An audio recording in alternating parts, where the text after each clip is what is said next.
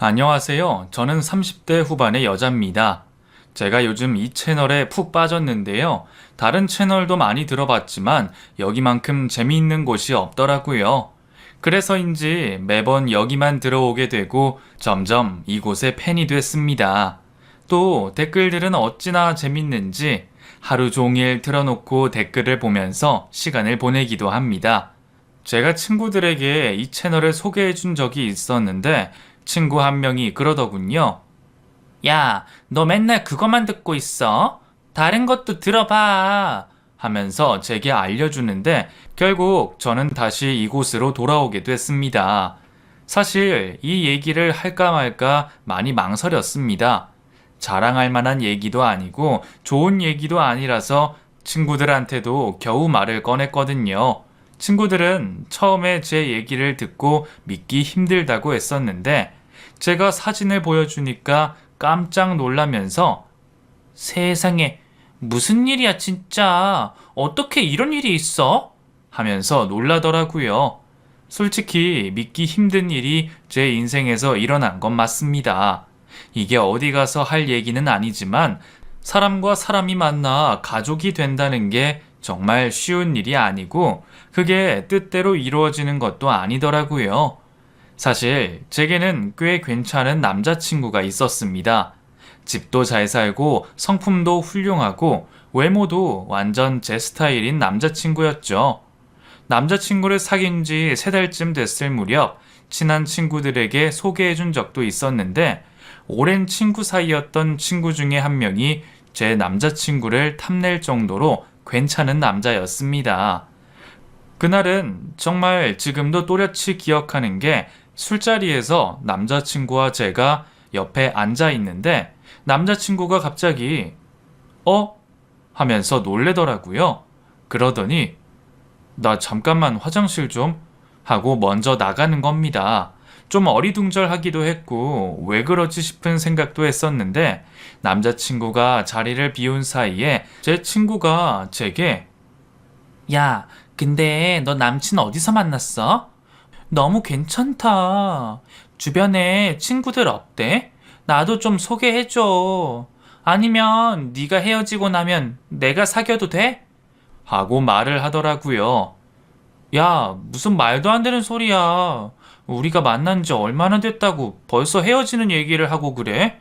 물론 내 남자친구가 너무 괜찮은 사람이라 좋게 봐주니 좋긴 하네. 근데 내 남자친구가 장점 중에 하나가 뭐냐면 친구가 별로 없어. 그래서 너한테 소개해줄 만한 남자가 있을라나 모르겠다. 회사 동료들 몇 있는데 그 사람들은 다 여자친구 있고 아까 소개했을 때 대충 얘기 들었겠지만 내 남친이 연하잖아. 남자들 알지? 자기보다 나이 많은 사람 만나고 싶지 않아 하더라고. 우리 두 사람이야 운명처럼 만나서 사랑에 빠졌지만 연하남 사귀기가 쉬운 줄 알아? 하고 농담처럼 말했더니 야, 너도 연하남 사귀는데 나라고 못 사귈 게 뭐야? 너 은근 사람 무시한다? 남자친구 단속 잘해. 어떻게 될지 모르니까. 하고 제게 경고하듯 말하더라고요. 그날은 술이 취해 그냥 웃으며 넘겼는데 나중에 알고 보니 남자친구가 제게 말하더군요. 그날 우리 술 먹은 날 선영 씨였나? 그 사람 자꾸 탁자 밑으로 내 다리를 툭툭 건드리더라고. 처음엔 그냥 실수인 줄 알았는데 계속 그래서 좀 불편했어. 괜히 나중에 오해 생길까봐 미리 말하는 거야. 그래서 갑자기 화장실 갔던 거고. 두 사람 사이 갈라놓을 생각은 없는데 혹시나 나중에 문제되면 내가 덤탱이 쓸까봐 하고 제게 남자친구가 고백을 하더라고요. 그년이 너무 괘씸하고 기가 막혔습니다. 저는 그 자리에서 바로 전화를 걸었고 그년 집 앞에 찾아가서 머리채를 잡고 야, 이 나쁜 년아, 네가 감히 내 남친을 넘봐? 어? 기가 막혀 진짜. 네가 그러고도 사람이냐? 내가 널 얼마나 좋아했는데, 내가 널 얼마나 좋아했는데! 하면서 소리를 지르고 싸운 적이 있었죠. 그러자 그 친구가 야, 웃기지 마. 네가 날 뭘 얼마나 좋아했는데? 그리고 그 남자 너한테 어울리지도 않아. 과분한 남자라고. 간만에 괜찮은 남자 생겼다고 친구들 싹 다 불러서 자랑하니까 속이 시원하냐? 그동안 맨날 찌질하고 병신 같은 새끼들만 만나서 울고 짜고 지랄할 땐 언제고. 보여달라고 해도 보여주지도 않더니 이제 와서 연하남 만나니까 신나서 소개해줘? 속이 훤히 보인다 이년아. 너 그렇게 살지 마. 남자친구 좀 잘났다고 친구들 모아서 데리고 와서 자랑하고 그런 데서 우월감 느끼니까 좋냐? 그게 왜 그런 줄 알아? 네가 볼품없고 자존감이 낮아서 그래. 불쌍한 년. 너랑 같이 보낸 시간이 아깝다 진짜. 내가 왜 그동안 너한테 잘해줬는지 모르겠다. 남자 하나로 이렇게 될 거였으면 애초부터 너랑 엮이지 말았어야 됐는데.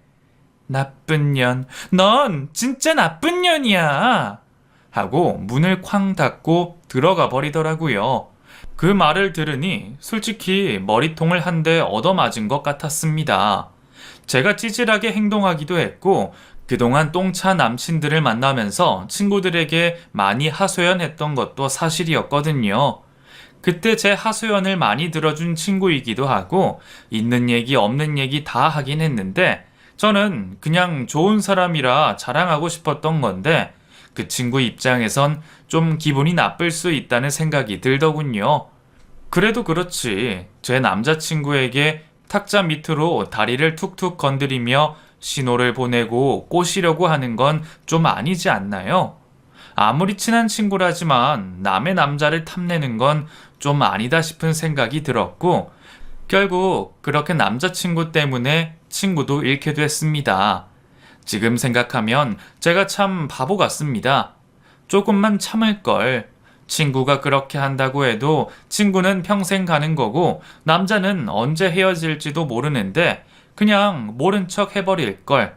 아니면 그냥 한 소리 하고 그러지 말라고 말할 걸 하는 후회가 들더군요. 사실 이런 일들은 모든 게 다 지나고 나서야 후회가 되는 법입니다. 남자친구를 만날 당시엔 그런 것들이 눈에 뵈지 않았습니다. 저와 남자친구가 사실 좀 힘들게 연애를 했거든요. 저희 두 사람이 만난 건 회사에서였습니다. 저는 남자친구 사수였고 남자친구는 신입사원이었습니다. 남자친구와 제가 나이 차이가 좀 많이 납니다. 8살 정도예요. 남자친구가 처음 회사에 들어오자마자 바로 눈에 띄었습니다. 키도 크고 잘생기고 많은 사람들이 남자친구를 눈여겨봤죠. 하지만 저는 달랐습니다. 사실 남자에 대한 관심이 많은 편이 아니고 어릴 때부터 아버지에 대한 혐오감이 좀 있는 편이라 남자라면 믿지 않는 스타일이었거든요. 실은 제가 가정폭력을 심하게 당했습니다.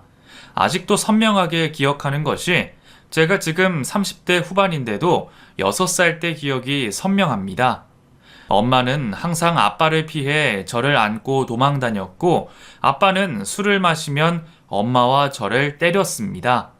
그 당시 저희 집이 정육점을 했었는데 장사가 안 되면 안 된다는 이유로 엄마는 맞아야 했고 장사가 잘 되는 날도 술을 마셔서 기분이 좋다면서 엄마를 때렸습니다.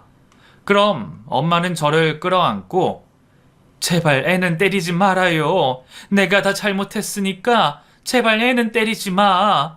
애가 뭔 잘못이 있어. 여보, 제발 이러지 좀 말아요. 하면서 펑펑 울곤 했죠.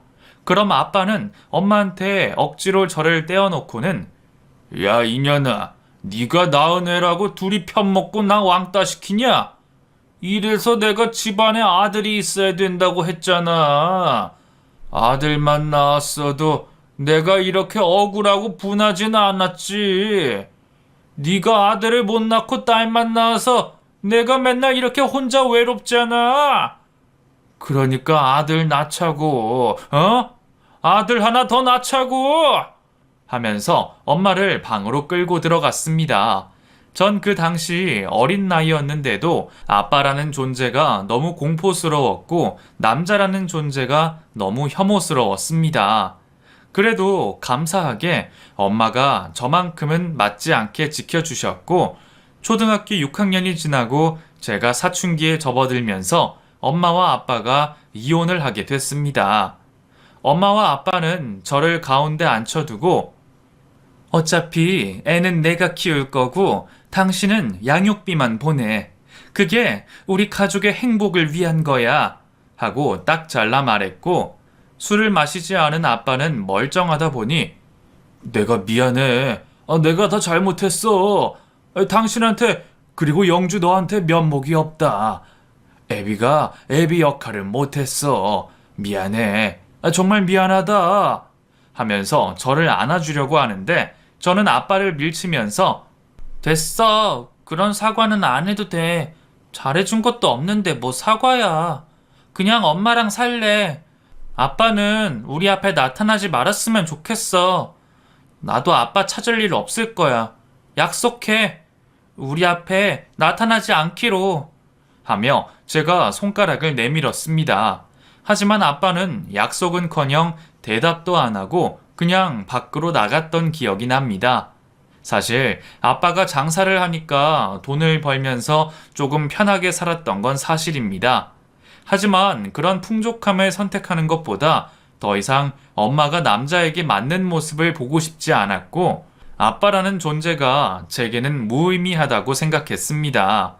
그 당시 제가 학교를 다닐 때 반에 이혼 가정이 많지는 않았는데 그 중에 한 명이 저였고 그 당시엔 이혼이 너무 부끄럽고 창피해서 담임 선생님 말고는 아무에게도 말하지 않았던 기억이 납니다. 그 뒤로 저는 아빠를 만날 일도 없었고 엄마는 한동안 아빠에게 양육비를 받다가 아빠가 양육비를 보내주지 않으면서 공장에서 교대 근무로 일하기 시작했습니다. 아무래도 종일반보다 교대반이 월급이 좀 더 많아서 우리 두 모녀가 살 수 있었기 때문이겠죠. 저는 중학교 1학년 때부터 집에서 혼자 잠이 들고 음식을 해먹고 학원을 다녔습니다. 다른 친구들은 학원이 끝나고 나면 부모님이 데리러 오기도 하고 도시락을 싸오는 경우도 있었는데 저는 그런 것도 없고 그냥 정말 혼자 모든 걸 다 해야 했습니다. 한 번은 짓궂은 친구가 저를 보더니 야, 너는 엄마 없냐? 왜 이렇게 맨날 혼자 물만 마셔? 너 배도 안 고파? 야, 그러고 보니까 데리러 오는 사람도 없던데 진짜 엄마 없냐? 하고 묻곤 했습니다. 엄마 있거든? 근데 바빠서 그렇거든? 그리고 우리 집 일에 신경 꺼줄래? 하고 까칠하게 대답했더니 지들끼리 수근수근 거리더라고요. 그러더니 제게 야, 너네 엄마 아빠 이혼했냐? 엄마는 있는데 아빠가 없는 거네. 그러니까 맨날 저러고 혼자 다니지. 하고 말을 하더군요. 전 그 말을 듣고 부들부들 몸이 떨렸지만 아무 말도 하지 못했습니다. 그렇게 저를 놀렸던 애도 남자였고 모든 일이 다 남자로부터 시작된 거라 저는 남성 혐오가 진짜 심했던 기억이 납니다. 남자들이 너무 싫어서 일부러 여자 고등학교로 진학을 했고 거기서 여자친구들을 많이 사귀었습니다. 하지만 대학을 다니면서 저도 외롭다 보니 제게 되쉬하는 남자들을 만나게 됐고 그때 웬만한 똥차들을 만나면서 아, 진짜 연애는 할 만한 게 못 되는구나 하는 생각을 많이 했었죠. 바람 피는 놈, 내 친구랑 나 몰래 사귀던 놈, 내 돈 떼먹고 도망간 놈 등등 정말 남자들은 다 쓰레기라고 생각했습니다. 어차피 이렇게 된 거 그냥 공부나 열심히 해서 돈이나 많이 벌자 싶은 생각으로 악착같이 공부를 했고 대학교 2학년 때부터 졸업반까지 장학금을 받으며 학교를 졸업했습니다. 그렇게 꽤 괜찮은 기업에 입사를 하게 됐고 나름 승승장구하며 직급을 올렸습니다. 동기들보다 제가 영업 성적이 우수하기도 했고 평소 성격이 수더분한 편이라 그런지 선배들도 저를 많이 도와줬고 회사 생활이 즐거웠습니다. 일이 힘들어서 1년 정도 일을 하다가 관두는 동기들이 대부분이었고 총 60명이 넘게 입사를 했는데 입사 5년 차쯤에 남아있는 동기는 단 4명이었습니다. 그래서인지 회사에서 제게 거는 기대도 꽤 많았고 연봉도 나쁘지 않았습니다. 저도 일을 꽤 잘해냈고 그렇게 저희 부서의 신입사원도 뽑는다는 얘기가 들렸고 그때 입사하게 된 사람이 다름 아닌 제 남자친구였습니다. 면접을 보러 올 때부터 여직원들이 웅성거리기 시작했습니다. 쟤 봤어? 장난 아니다. 얼굴은 소년 같은데 몸은 마동석이야. 뭐 저런 애가 다 있어? 여자친구 있을까? 없었으면 좋겠다. 야, 저런 애가 여자친구가 없을 리가 없지. 여자들이 가만 안 둔다니까? 몇 살일까? 누나가 진짜 잘해줄 수 있는데. 내가 사수로 지정됐으면 좋겠다. 팀장님한테 말해볼까? 하면서 자기들끼리 설레발을 치더라고요. 저는 대학교 때 이후로 연애를 이미 멈춘 상태였고 그 이후도 남자한테 관심이 없어서 몇몇 대쉬하는 남자는 있었지만 연애를 하지 않던 상황이었거든요. 그런데 이런 제게도 그 남자가 좀 눈에 들어오긴 하더라고요. 하지만 딱 거기까지였습니다. 그 이상의 감정도 친절함도 베풀지 않았죠. 사실 제게는 연애보다 엄마와 함께 행복하게 살고 싶다는 마음이 가득했고 얼른 돈을 벌어서 제 사업을 하고 싶은 욕심도 있었기 때문이죠. 하지만 사람 마음이라는 게 쉽지 않더군요. 남녀가 서로 호감을 가지니까 어쩔 수 없이 불꽃이 튀었습니다. 그 신입 직원의 사수로 제가 배정을 받게 됐고 솔직히 말하면 근무 첫날부터 일머리가 없는 건지 모르는 척을 하는 건지 모르겠지만 어쩔 수 없이 야근까지 하게 됐습니다. 그것도 꼬박 일주일을 말이죠. 그러다 보니 그 신입도 제게 미안했는지 선배님 정말 죄송합니다. 매번 저 때문에 퇴근도 못 하시고 진짜 죄송해요. 하는데 저도 왜 그랬는지 모르겠지만 그럼 맥주라도 한 잔 사던가 하면서 꼬리를 치고 있더라고요. 혼술이 취미였고 혼자 자주 가는 단골집이 있을 만큼 혼술을 즐겨하는 사람이었는데 같이 맥주를 먹자니 제가 그 말을 뱉고 나서도 좀 어이가 없고 나 왜 이래? 싶은 생각이 들더군요. 하지만 돌아오는 대답이 의외였습니다. 선배님 죄송해요. 제가 먼저 사드린다고 했어야 됐는데 진짜 쏠게요. 제가 오늘 시원하게 쏠게요. 가시죠. 하고 짐을 싸더라고요. 그 시간이 9시 30분쯤이었고 이미 퇴근 시간은 한참 지났지만 술을 마실 시간이라 저희 둘은 근처 호프집으로 가서 맥주를 마시기 시작했습니다. 회사 얘기, 상사 얘기, 개인적인 얘기 등등 이런저런 말을 나누다 보니 한자리에서 3시간이 넘게 수다를 떨었더라고요. 그것도 맥주 2병 시켜놓고 말이죠. 시간이 12시가 넘어서 깜짝 놀란 저희 둘은 자리에서 일어났고 제가 먼저 조심스럽게 그럼 내일 회사에서 봐요. 오늘 즐거웠어요? 하고 집에 가려는데 그 사람이 제 손목을 잡더라고요. 저 과장님, 우리 2차 가면 안 돼요? 아직 술이 더 먹고 싶은데 하고 말을 하더라고요. 그렇게 저는 그 사람을 따라 작은 이자카야를 가게 됐고 거기서 술을 또 마셨습니다. 그것도 새벽 4시까지 말이죠. 사장님이 영업 끝날 시간이라고 저희 둘을 내쫓을 때까지 먹었죠. 저도 술이 센 편인데 그날은 정말 취해서 집에 어떻게 왔는지 기억도 안 나더라고요. 그렇게 술이 취해서 집에 도착했는데 다음날 아침에 일어나니 그 친구에게 연락이 와 있었습니다. 과장님, 해장하러 가시죠? 집 앞으로 데리러 갈게요. 하고 말이죠. 저는 그 문자를 보고 요놈 봐라? 이게 지금 작업 거네? 하고 웃고 말았죠. 그 뒤로 저희 둘은 회사 일이 끝나면 자주 만나 술도 마시고 영화도 봤습니다. 정식으로 사귀는 사이는 아니었지만 요즘 말로 썸이라고 하죠. 꽤 오랜 시간 그 설렘을 즐겼습니다. 단, 회사 사람들은 아무도 모르게 회사에서는 철저히 비밀로 하고 말이죠. 저는 워낙 말이 없는 성격이고 그 친구도 떠들어대는 스타일은 아니라 회사에선 업무적인 말 아니면 굳이 사적인 얘기를 하지 않았습니다.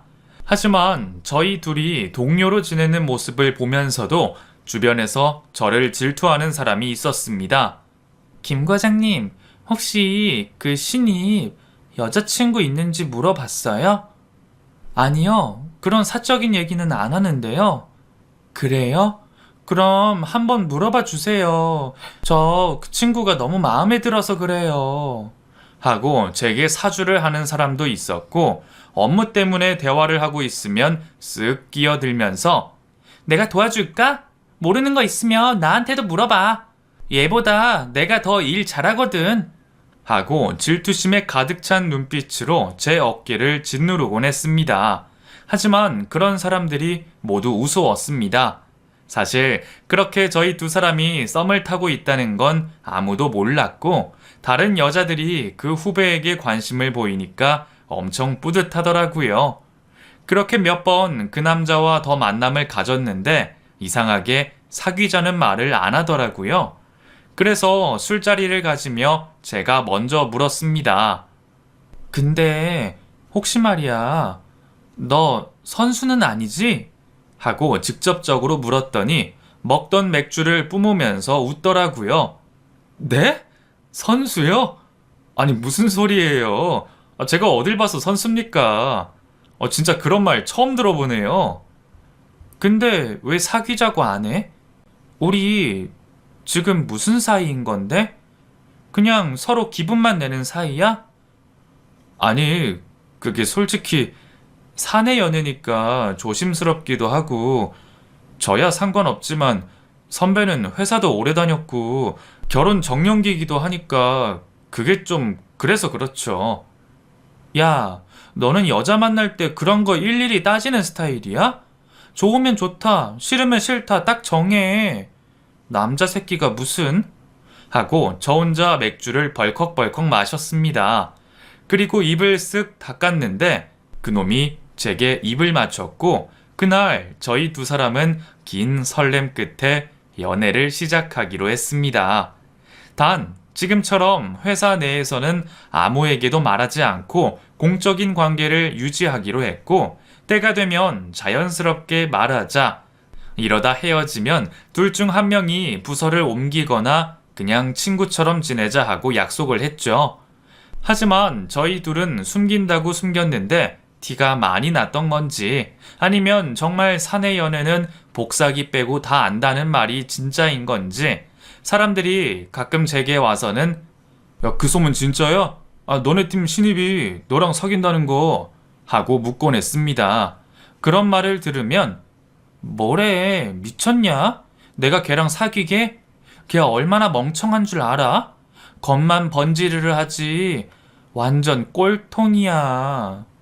이런 말 좀 그렇지만 내가 가르친 신입 중에 제일 일머리도 없고 느려. 일도 못하고. 지금 벌써 입사 몇 개월이 지났는데 아직 혼자 출장도 못 가잖아. 나 때는 말이야, 입사 일주일 만에 혼자 출장 가서 거래처 사람들이랑 회의도 하고, 부장님 모시고 해외 출장까지 갔다 왔는데 말이야. 요즘 애들 하여간 하면서 욕을 하곤 했죠. 그럼 사람들은 제게 그치? 그럴 리가 없지.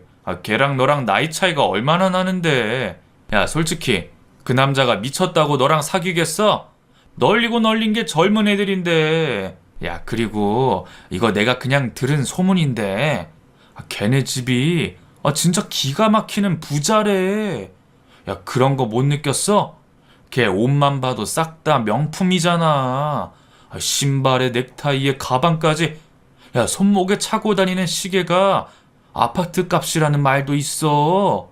야, 그런 거 보면 진짜 잘 사는 것 같지 않아? 넌 바로 옆에 있으면서 그런 것도 못 봤어? 하고 제게 묻더라고요. 그래?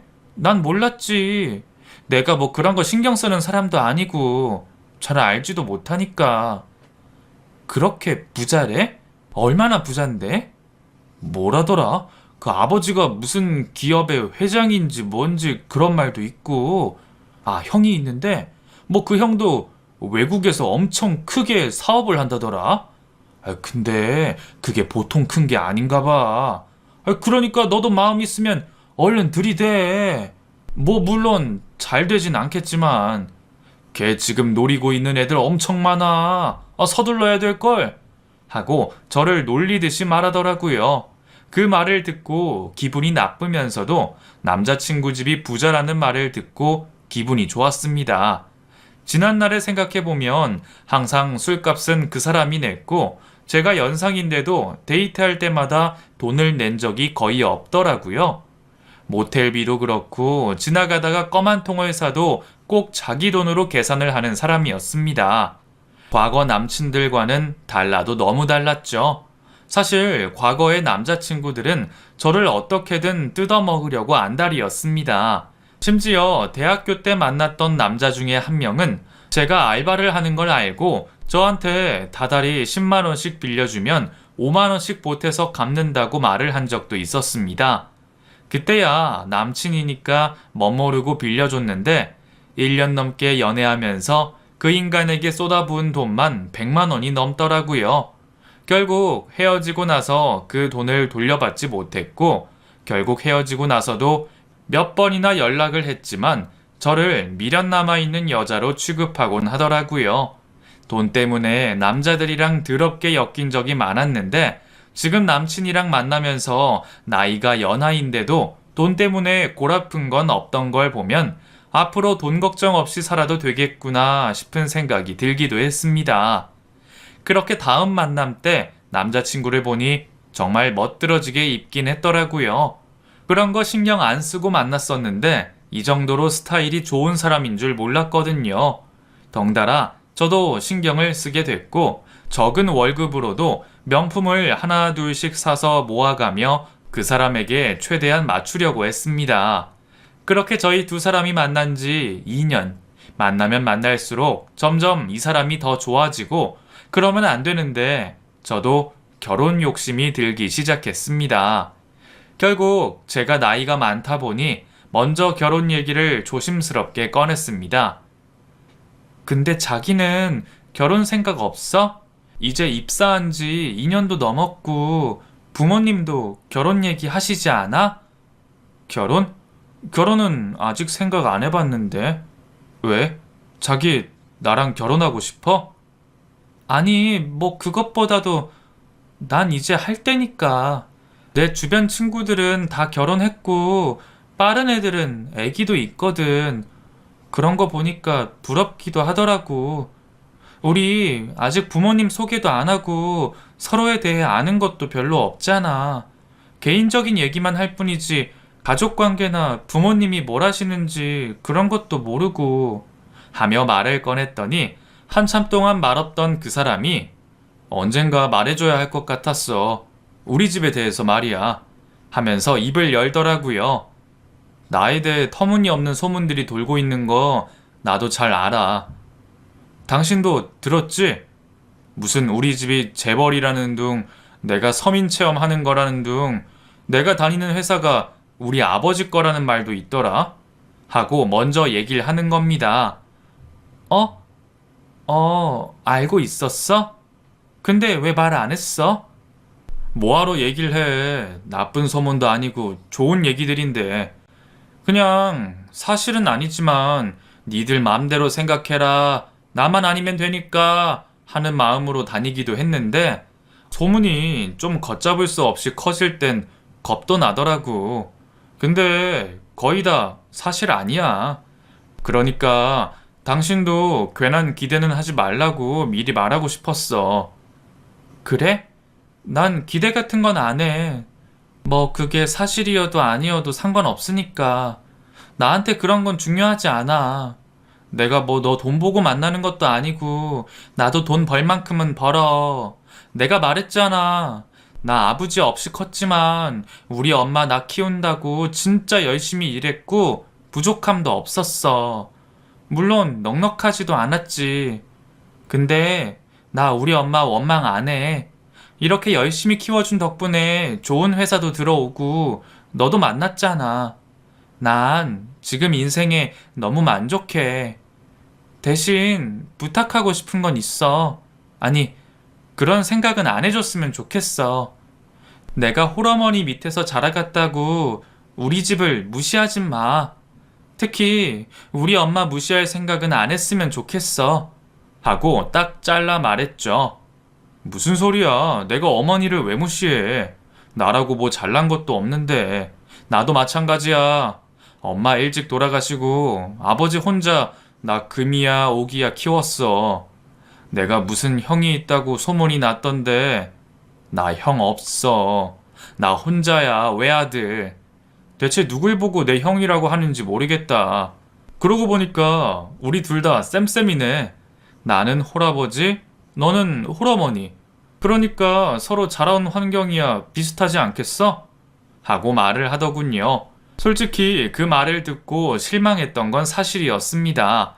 제가 뭐 남자를 잘 만나 팔자를 고치겠다, 내 인생을 180도 돌리겠다 이런 건 아니었지만 적어도 돈 걱정 없이 살 수 있을 거라고 생각했던 것도 사실인데 좀 암울해지긴 하더군요. 거기다가 홀아버지를 모시고 살다니 앞으로 어떻게 해야 할지 막막하단 생각이 들었습니다. 그래서 조심스럽게 물었죠. 이런 질문 괜찮을지 모르겠는데 어쨌든 우리가 결혼을 생각하고 만남을 갖고 있잖아. 그래서 하는 말인데 혹시 아버지 평생 부양할 생각은 아니지? 아버지 노후 자금 같은 건 마련돼 있는 거지? 그 정도는 돼 있지 않겠어? 아버지도 아버지 인생을 살았잖아. 내가 엄마가 일찍 돌아가셔서 그렇지. 그래도 우리 아버지 평생 동안 나 키워줄 책임감 있는 사람이야. 아마 내가 말 안 했어도 노후 준비 정도는 돼 있을걸? 그리고 난 부모님 모시는 거에 대한 부담 없어. 만약 내가 너희 어머니 모셔야 된다고 해도 난 바로 오케이 할 거야. 그게 어려워? 당연한 거 아니야? 우리 낳아주신 부모님이잖아. 하고 말을 하더군요. 기가 막혔습니다. 솔직히 부모님 모시고 살면 고생하고 불편한 건 여자 입장이지 남자는 뭐 하는 게 있나요? 기분만 낼 뿐이고 효자라는 이미지만 챙길 뿐이죠. 그런 얘기를 들으니 이 사람과의 결혼이 좀 많이 망설여지더군요. 하지만 이상하게도 저와 이런 얘기를 하고 난 후 오히려 남자친구가 결혼을 적극적으로 추진하기 시작했습니다. 심지어 저와 2년 동안 연애를 하면서 가장 친한 회사 동료에게도 저와의 연애를 숨겼던 사람이었는데 어차피 결혼할 사이니 공개 연애를 하는 게 어떻겠냐고 묻기도 하는 걸 보고 얘가 정말 나랑 결혼 생각이 있구나 하는 걸 알 수 있었죠. 그렇게 저희 두 사람은 2년간의 열애 끝에 회사에 연애하고 있다는 사실을 알리기 시작했고 결혼을 전제로 만남을 갖고 있다고 공식적으로 발표를 했습니다. 물론 비난의 화살은 전부 저를 향했습니다. 앞에서야 다들 축하한다고 하지만 뒤에서는 저럴 줄 알았어. 웃겨 진짜. 관심 없는 척하면서 혼자 꼬리친 거 봐. 이래서 여자들은 안 된다니까? 믿을 수가 없잖아. 세상에. 근데 진짜 김대리도 제정신인가? 어떻게 8살 연상의 여자랑 결혼을 해? 하고 제가 다 듣게 욕을 하더군요. 하지만 상관없었습니다. 그 당시엔 제가 너무 남자친구를 사랑하기도 했고 솔직히 8살 연하남과 연애에 결혼까지 꼴이 나는 경우가 흔치 않아서 우쭐해지기도 했거든요. 그렇게 저는 주변 사람들에게 남자친구를 소개해주면서 친구들과 트러블도 생기고 절친한 친구와 절연을 하기도 하고 그러면서도 저는 이 남자를 지키기 위해 참 많이 애를 썼습니다.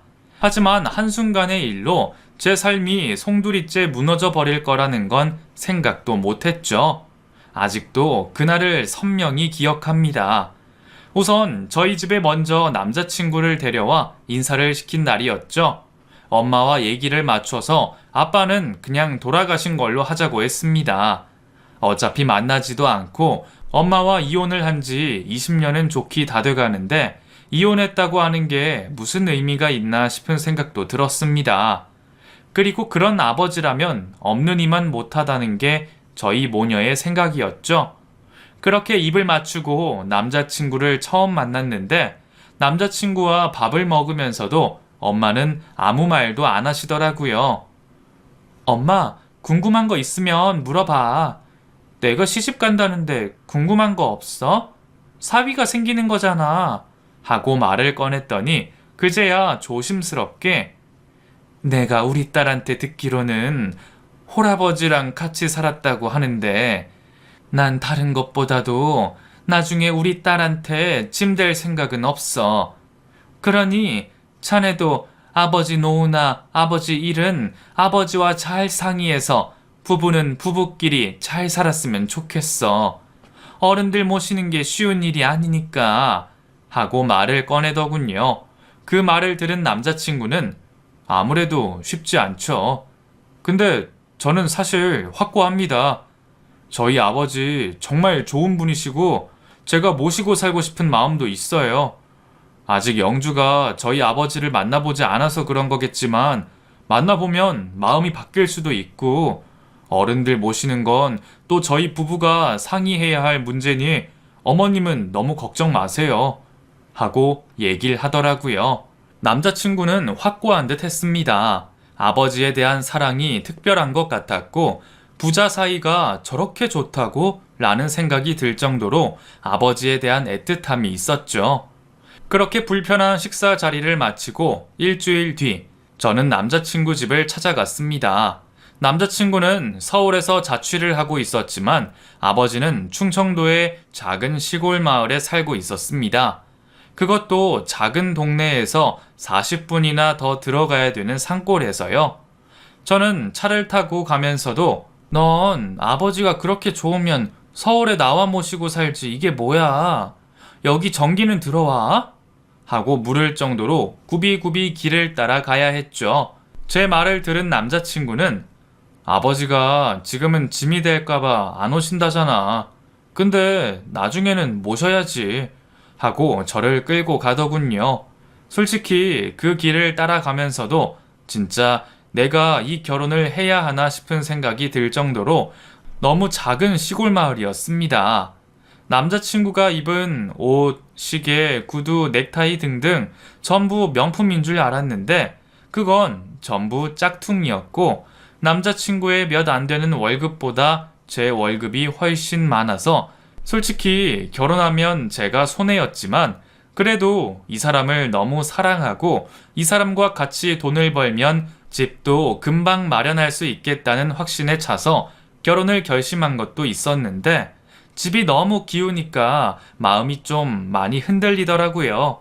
그래도 인사를 하기로 했으니 본부는 해야 할 듯 싶어 인사는 해보고 마음을 결정하자 하는 생각을 했습니다. 그것도 아주 확고하게 말이죠. 그렇게 남자친구 아버님 집에 도착했는데 정말 아직도 이런 집에 사람이 산다고 하는 생각이 들었고 남자친구가 먼저 집 문을 열고 들어가서 아버지 저 왔어요. 좀 나와보세요. 아들 왔어요. 하고 삐걱대는 문을 열고 들어가더라고요. 집 안에서는 아들 왔냐? 아니 내가 먹을 거 대충은 준비해 놨다. 금방 상 들고 나갈 테니까 그 마루에 앉아 있어. 하고 외치는 아버님의 목소리가 들렸습니다. 저는 그날 힐을 신고 가서 발이 아파 마루에 우선 걸터 앉았고 부엌에서는 그릇들이 부딪히는 소리가 났습니다. 아버지, 얼른 나와 보세요. 제 여자친구가 기다린단 말이에요. 대충 하고 나오세요. 하고 남자친구가 소리를 내자 그제야 부엌에서 허리를 굽혀 상을 들고 나오는 아버지가 보였습니다. 아이고, 그 먼 길 오느라 힘들었지? 어서 와요. 차린 건 너무 없어. 남자 혼자 살다 보니까 뭐 요리를 할 줄 알아야지. 내가 솜씨도 없고 그냥 평소에도 김치 하나만 놓고 먹는데 오늘 여자친구가 온다고 그래서 내가 힘 좀 내서 차려봤어. 하고 바닥에 상을 두고 고개를 드는 순간 저는 그 자리에서 고함을 치고 말았습니다. 아! 말도 안 돼. 이게 어떻게 된 거야? 지금 이게... 하고 제가 너무 놀라 입을 가리고 벌벌 떨었고 저도 모르게 뒷걸음질을 치게 되더군요. 남자친구는 너 왜 그래? 자기야, 정신 차려. 왜 이래?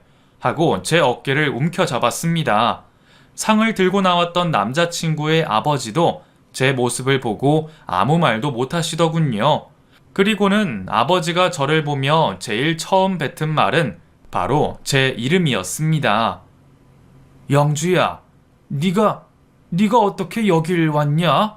하고 저를 똑똑하게 기억하고 있더라고요. 너무나 당연한 일이었습니다. 남자친구의 아버지는 20여 년 전 엄마와 이혼한 제 아버지였으니까요. 이혼 후 저는 평생 아버지 얼굴을 본 적도 없고 소식도 모르고 죽었다고 생각하고 살았는데 버젓이 제 앞에서 저를 주겠다며 꼬질꼬질한 손으로 밥상을 들고 나오는 모습을 보이다니 저는 그 자리에서 벌벌 떨 수밖에 없었습니다. 그리고 조심스럽게 남자친구에게 물었죠. 정말 너희 아버지야? 지금 이게 말이 돼? 야, 이건 아니잖아. 어떻게 이런 일이... 하고 제가 말을 더듬자 남자친구는 왜 그러는데? 뭐야? 왜 나만 모르는 건데? 둘이 어떻게 아는 사이인데? 아버지가 말해봐. 아버지가 영주를 어떻게 알아? 어? 나한테 말해보라고. 도대체 어떻게 된 건데? 하고 소리를 버럭버럭 지르자 아버지는 마루에 툭 걸터 앉더니 이런 일이 다 생기는구나. 피는 물보다 진하다더니 그렇게 둘이 끌렸구만. 대한민국 팔도에서 내 자식 둘이 만나 결혼을 하겠다고 오는 날이 다 있어. 살다 보니 이런 날도 다 있어. 내가 죽었어야 됐는데 그냥 내가 먼저 죽었으면 평생을 모르고 살았을 것을 왜 당신이 먼저 가서 나한테 이런 벌을 내리는 거요? 여보, 왜 나한테 이런 벌을 내려? 하면서 눈물을 펑펑 흘리더군요. 너무 기가 막혔습니다. 저는 그 말을 듣고 도저히 참을 수가 없었습니다. 저기요, 이거 봐요. 지금 벌은 그쪽이 받는 게 아니라 제가 받는 거예요.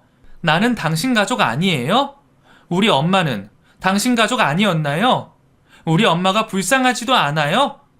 남자친구의 아버지라고 해서 만난 사람이 당신인데 나는 불쌍하지도 않냐고!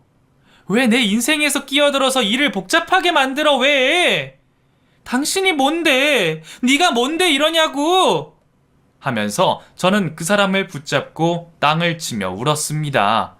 그렇게 한참을 우는 저를 잡더니 가라 영주야. 이건 아니야. 이 결혼은 안 되는 거야. 내 다시는 너를 만날 일 없을 거다. 그러니까 가. 제발 우리 아들 놔주고 가. 나 지금까지 잘 살아왔어. 그동안 너한테 못한 거, 너네 엄마한테 못한 거 반성하면서 나름 열심히 살아왔어. 자식이 생기면 잘해줘야지. 너한테 했던 것처럼 그렇게 하지 말아야지. 나 혼자 되뇌이면서 내 아들 열심히 키웠다. 나 너한테 내 아들 못 준다. 그러니까 가. 제발 좀 가. 나한테는 너도 아픈 기억이야. 너만 힘든 거 아니야. 나도 힘들었다. 그동안 개과천선하며 사느라 나도 힘들었어. 그러니까 제발 우리 여기서 악연을 끊자. 너도 내 아들 놔주고 나도 널 가족으로 받아들일 마음 없으니까 제발 그냥 가라. 하고 저를 오히려 내쫓더라고요. 저는 그 인간 팔을 확 쳐내며 이거 놔, 놓으라고. 어디서 감히 더러운 손을 대고 있어. 나도 이런 거지 같은 집구석이랑 결혼할 마음은 없어. 더럽고 짜증나고 당신이랑 엮일 생각 추워도 없어. 하고 욕을 뱉고 나왔습니다. 남자친구는 그런 저를 데려다 주겠다며 차를 끌고 나왔고 차를 타고 가면서 남자친구의 얘기를 듣고 바로 차에서 내려 집에 기차를 타고 왔던 기억이 납니다. 남자친구의 말은 기가 막혔습니다. 우리 아버지가 재혼이라는 거 나도 늦게 알았어. 엄마 돌아가시고 나서 그때 알게 된 거야. 자식이 있을 거라곤 생각도 못했고, 그게 너일 거라고는 진짜 상상조차 못했어. 근데 솔직히 말하면 너 그렇게 하면 안 되는 거 아니야? 네 아버지기도 하지만 내 아버지기도 해. 함부로 대한 거 사과했으면 좋겠어. 아버지, 나한테는 정말 소중한 사람이야. 어차피 우리는 끝난 사이고 결혼은 안 되는 거잖아. 그러니까 한마디 할게. 네 인생 힘들게 살아온 거 알겠는데 우리 아버지도 힘들었어. 그러니까 당장 가서 사과해. 하고 오히려 제게 사과를 하라고 하더군요. 저는 그 자리에서 바로 차를 세우고 남자친구와 헤어졌습니다. 정말 단 한마디 섞고 싶지 않았고 더럽고 역겨워서 한순간도 같이 있고 싶지 않았습니다. 그 뒤로 저는 남자친구와 깔끔하게 정리했습니다. 서로에게 미련도 없이 추억조차도 너무 더러워져서 생각하고 싶지 않을 만큼 그 사람에 대한 토 나오는 기억만 남았습니다. 저는 그날 집으로 돌아와 엄마에게 제가 보고 겪은 사실들을 전부 내뱉었고, 엄마는 얼굴이 새하얘져서는 말도 안 된다면서 너무 잘했다고, 너무너무 잘했다면서 제 어깨를 잡고 그 집 근처에도 가지 말라고 제게 몇 번이고 얘기를 하더군요. 그 뒤로 저는 거진 10년간 몸담았던 회사를 퇴직하고 남자친구와는 파혼을 했습니다. 그리고 지금까지 연애도 하지 않고 혼자 살고 있죠. 그날만 생각하면 정말 너무 끔찍하고 그 인간과 그 인간의 피를 갖고 있는 그 남자친구를 사랑했다는 제 자신이 너무 비참합니다. 왜 진작 알아보지 못했는지 그 사람에게 푹 빠져 모든 걸 흐린 눈으로 참아내려고 했던 제 자신이 너무 불쌍하고 한심합니다. 만약 그날 남자친구의 아버지를, 아니 그 인간을 만나지 않았다면 모든 결혼 준비가 끝난 뒤 인사치레 형식으로 그 인간을 만났다면 전 모른 척 전 그 사람과 결혼을 했을까요? 그때처럼 사랑이 미쳐서 모든 걸 포기하고 그 사람과 도망쳐서 살자고 했을까요? 잘 모르겠습니다. 그날의 기억이 너무 악몽처럼 남아서 한동안 저를 미치게 괴롭혔지만 그래도 사랑 대신 이성을 잡은 제 자신을 칭찬해주고 싶네요. 다행히도 그렇게 말도 안 되게 회사를 관두고 난 뒤로 저는 친구와 쇼핑몰을 열어 지금은 돈도 많이 벌고 엄마에게 집도 해줬습니다. 저희 모녀는 휴대폰 번호도 바꾸고 지방 소도시에서 서울로 이사를 와서 떵떵 누리며 잘 살고 있죠. 말도 안 되지만 그 사람과 결혼을 했다면 제가 지금의 삶을 누릴 수 있었을까요? 그때의 선택이 지금의 저를 만든 것처럼 저 역시도 그때의 선택을 후회하지 않습니다. 다만 제가 바라는 건 그 인간도 그리고 그 인간의 아들도 저와 저희 엄마의 과거처럼 불행하게 살길 바랄 뿐이죠. 이런 마음을 먹은 제가 나쁜 년이라 해도 달게 벌 받겠습니다. 하지만 저와 저희 엄마를 힘들게 했던 그 인간들 절대 행복하지 않았으면 좋겠네요. 이 얘기를 꺼내기까지 정말 많이 힘들고 많은 시간이 흘렀지만 그래도 용기 내서 사연을 적은 제게 고생했다고, 그동안 많이 힘들었을 텐데 잘 견뎌왔다고 응원의 한마디씩 해주시면 감사하겠습니다. 긴 사연 들어주셔서 감사합니다.